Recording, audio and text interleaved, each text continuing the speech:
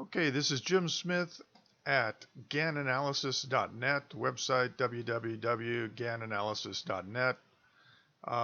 If you look at this, today we're looking at silver, the silver index.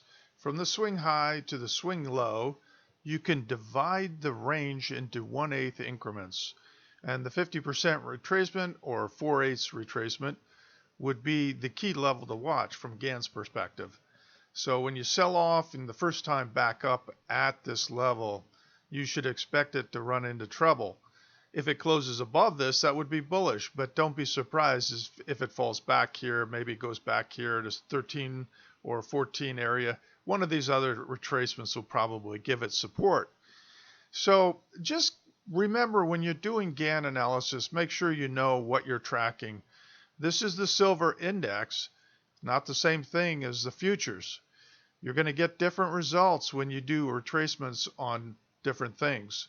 For example, if you're looking at SI spot, which is the continuation series that tracks the spot market, the active contract, from this high to this low, you can see the retracement is slightly different. It's 1564, and if we go back, you'll see it was 1565. So the answers are slightly different. You need to know what you're looking at. So in this case, you're looking at May. It went up, tested, it actually got slightly above it. It's back down. Maybe it'll find support at 1466 on the May contract. So that's important to know. Now, to further complicate things, we can say that Gann believed that you should be looking at the continuation series only tracking that month. In other words, if you're looking at the May contract, you should connect the current May contract to the expired May contract. So May 2020 would be connected to May 2019, and that would be connected to May 2018, etc., all the way back. So that's the way he did it. And if you do it that way, you get a slightly different result. 1576 is the 50% retracement. Now, if you are trading the May contract, I would suggest to you pay attention to this level and, know that it's also interesting. If we go back to the silver index, it gave pretty much the exact high for this recent swing move up. We're coming back down. We may find support down here, but I would still say that if you're looking to get long or add to an existing long position, I wouldn't necessarily use this number. The silver futures SI spot is connecting just the front month of the active spot futures to the prior spot futures. You're going to get a different result.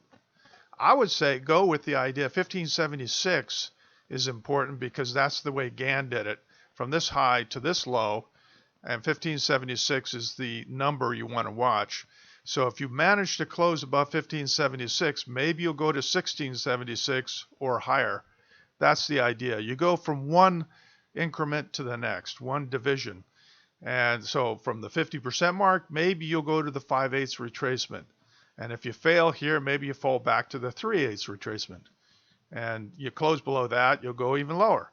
So it's very simple in the way that it works, but you have to know what you're trading. You have to know which contract you're looking at and, do the retracements, figure out what is the important level. I think it's 1576.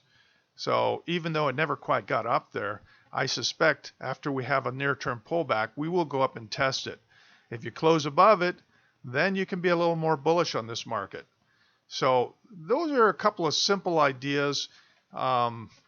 The major thing that Gann talked about was the 50% retracement. I mean, if you learn nothing else in Gann, that's something you should take away. Anytime you look at a stock, a bond, Forex, doesn't matter. Anytime you look at any market, always try to find the 50% retracement. That's the key pivot point.